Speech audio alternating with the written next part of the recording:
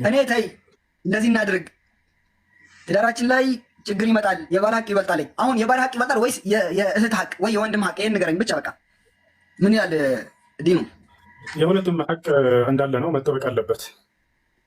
የሁለቱም ሀቅ መጠበቅ አለበት። የባልም ሀቅ አለ፣ የቤተሰብም ሀቅ አለባት። ስለዚህ ለቤተሰቧ ያንን ሀቅ ታሟላለች፣ ለባሏም ሀቁን ታሟላለች። አንዱ ከሌላው ጋር የሚጋጭ አይደለም፣ ወይም ደግሞ ይሄ ይበልጣል ይሄ ያንሳል የሚባል ነገር አይደለም። ስለዚህ ባሏ በመልካም ሲያዛት ጊዜ ባሏ ትታዘዘዋለች። ያ በመልካም ካልሆነ ደግሞ ከሸሪዓ ጋር በማይስማማ ነገር ከሆነ የዛኔ አትታዘዘው። ያ ነው ባል በሚስቱ ላይ ሀቅ እንዳለው ሚስትም በባሏ ላይ ልክ እንዲሁ ሀቅ አላት። ወንድሞች እኔ ስለ ማደንቅ ስለምወድ ነው እኔ የገባሁትና አሁን ሚስቴ ማለት ነው ይኸውልህ ሚስቴ ችግር አለባት። ችግሯ ምንድን ነው? ወይ የቤተሰብ የባልና የሚስት ገመና ከሆነ እንደ ኢስላም በአደባባይ በዚህ መልኩ አይወራም። እሺ ነቢያችን ተሰማኛለህ? አዳምጠኝ። እስላምን ልንገርህ ምን እንደሚል በመካከላቸው ያለ ነገር ካለ አላህ በቁርአን ላይ ሽቃቀ በይነሂማ ፈብዐሱ ሐከመን ሚን አህሊሂ ወሐከመን ሚን አህሊሃ አለ። በባልና በሚስት መካከል መጋጨትን ካያችሁ ከእርሷ የሆነ ሽማግሌ አምጡና ሚስጥር አድርጋችሁ ለብቻቸው ጉዳያቸውን ፍቱላቸው ነው ያለው። ሚስቴ ችግር አለባት፣ ከዚያ ደግሞ ባል ሚስት ትመጣለች። ባሌ ችግር አለበት እየተባለ የሚወራበት የሶሻል ሚዲያ ቦታ ላይ እኔ ይህን ነገር አወግዛለሁ። ከዚህ በፊትም ጀምሮ ከዚህ በፊትም እንዲህ አይነት የሚሰሩ ሰዎች አሉ። ባልን ያመጣሉ፣ ሚስትን ያመጣሉ። ምን አድርጎሻል፣ ምን አድርጋለች እያሉ የባልና የሚስት ገመናን በአደባባይ መዘርጋት። እንዲህ አይነት ነገር የሚሰራበት ኡስማን አንድ ጊዜ አዳምጥ ይባክህ። ነቢያችን ሰለላሁ ዐለይሂ ወሰለም ምን አሉ መሰለህ? አስወኡ ናስ ዐንደ ላህ የውመል ቂያማ መን ዩፍሺ ሲረ ዘውጀቲሂ አሉ። የትንሣኤ ቀን ከአላህ ዘንድ በጣም አስቀያሚና መጥፎ ሰው ማለት የሚስቱን ገመና በአደባባይ የሚያወጣ ነው አሉ። አይኔ ልጠይቅ ነው ልትል ትችላለህ። ያ ነገር የሚሆነው በባልና በሚስት መካከል ያለን ነገር የእውቀት ባለቤት ዘንድ ሄደህ በአደባባይ ሳይሆን ባልና የሚስት ገመናን በአደባባይ መዘርጋት። እንዲህ አይነት ነገር የሚሰራበት ኡስማን አንድ ጊዜ አዳምጥ ይባክህ። ነቢያችን ሰለላሁ ዐለይሂ ወሰለም ምን አሉ መሰለህ? አስወኡ ናስ ዐንደ ላህ የውመል ቂያማ መን ዩፍሺ ሲረ ዘውጀቲሂ አሉ። የትንሣኤ ቀን ከአላህ ዘንድ በጣም አስቀያሚና መጥፎ ሰው ማለት የሚስቱን ገመና በአደባባይ የሚያወጣ ነው አሉ። አይኔ ልጠይቅ ነው ልትል ትችላለህ።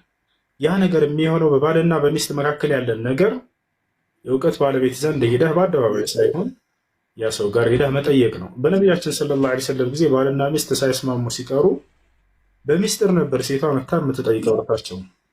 ባልም መጥቶ በሚስቴ ላይ እንዲህ አየሁ ብሎ በሚስጥር ነበር የሚጠይቀው።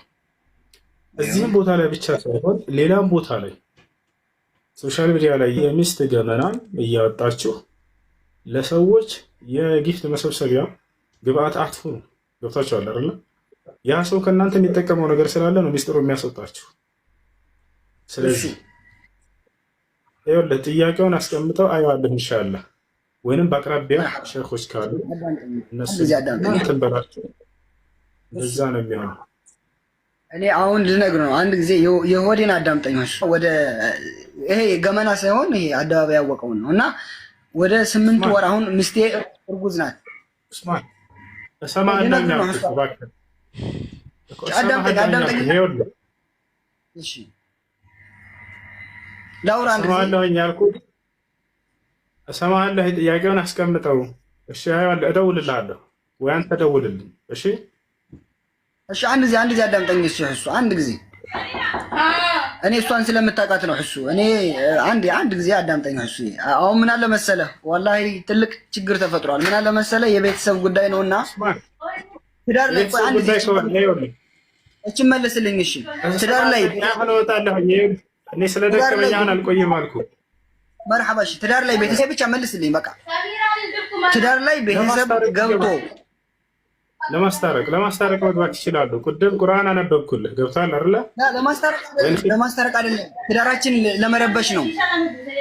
ትዳራችን ለመረበሽ ኡስማን ይኸውልህ፣ ለመረበሽ አይገቡም ቤተሰቦች። አንዴ ረጋ በል። ይኸውልህ እሷ ባለችበትም እንደዚህ እንትን አይባልም። እባክህ ታገስና በባልና በሚስት መካከል ያለን ነገር በዚህ መልኩ አይደለም። አሁን እሷ መጣ እንደገና ደግሞ ባሌ እንዲህ አድርጎኝ ብትል ክፉ ነው የሚሆነው። ይሄ ኢስላም ይሄንን አያዝም። የባልና የሚስት መካከል ያለ ነገር እኔ ችግር ላይ ነው እሱ አንዴ ያን ችግር በቃ እኔ አወራለሁ፣ በቃ እሺ እፈታለሁ ኢንሻአላህ። ወይንም በአቅራቢያ የሚገኝ ሼክ ካለ ለብቻው ነው የሚነገረው።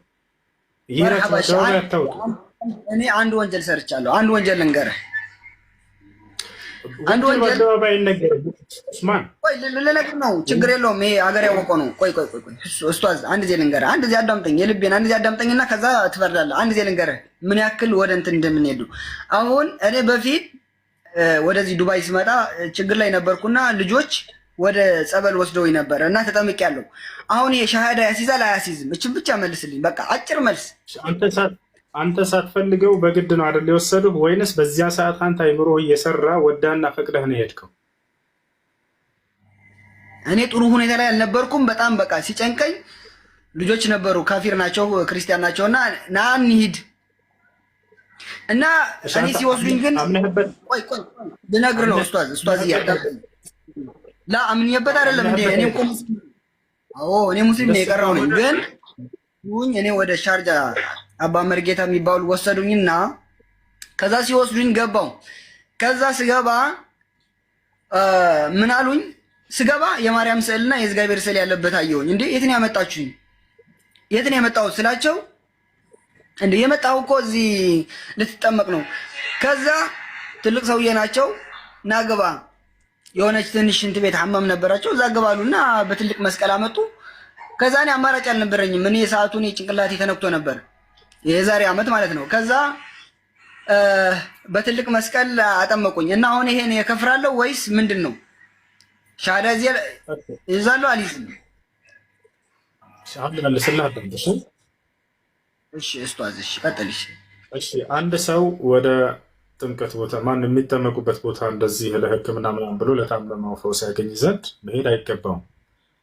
እዚያ ቦታ ላይ ይፈውሳል ተብሎ የሚታመነው ከነቢያቶች መካከል አንድ ነቢይ የሆኑት ነቢዩላህ ዒሳ ወይም ኢየሱስ ክርስቶስ ነው። እርሳቸው ደግሞ በዘመናቸው ባሉበት በሚያስተምሩበት ጊዜ ሰዎችን የታመሙ ሰዎችን ወደ እርሳቸው ሲመጡ የመፈወስ ተአምርን አላህ ሱብሓነሁ ወተዓላ ሰጥቷቸው ነበር። ያ ተአምር ግን በጊዜው ሰርቶ አልፏል። ክርስቶስ ዒሳ ዓለይሂ ሰላም። አሁን ላይ ዒሳ ወይም ኢየሱስ ይፈውሳል ማለት የማይሆን ነገር ነው። እርሳቸው ምድር ላይ ምን እንደሚከሰት አያውቁም። ሰማይ ላይ ይገኛሉ በክብር። ስለዚህ እርሳቸው ይፈውሳሉ ተብሎ የሚታመንበት ቦታ ላይ ሄዱ ይህንን ነገር ማድረግ አይቻልም፣ አይፈቀድም። ቦታቸዋለ እዛ የሄደ ሰው ታዲያ ከእስልምና ይወጣል ወይ በሚለው እንደሚወታደርጉ ከይቅርታ ጋር እንደሚወታደርጉ አድሚንና እንደ ባላ አድሚኖች ሚወት አድርጉ እስክል ድረስ አትጠብቁ። የሚረብሽ ቦታ ከሆነ ያሉት ሚወት አድርጓቸው። እሺ አንድ ሰው ታዲያ ወደ ጥምቀት ቦታ ከሄደ ይከፍራል ወይንስ አይከፍርም በሚለው ጉዳይ እዚያ ቦታ የሄደው ለሁለት ይከፈላል። እዚያ ቦታ የሄደው የመጀመሪያው ኢየሱስ ክርስቶስ አምላክ ነው፣ ያድናል፣ ይፈውሳል ብሎ አምኖበት ከሆነ እዛ ቦታ የሄደው የዛኔ ይሄ ሰው ይከፍራል። ገብታችኋል አይደል? ይከፍራል።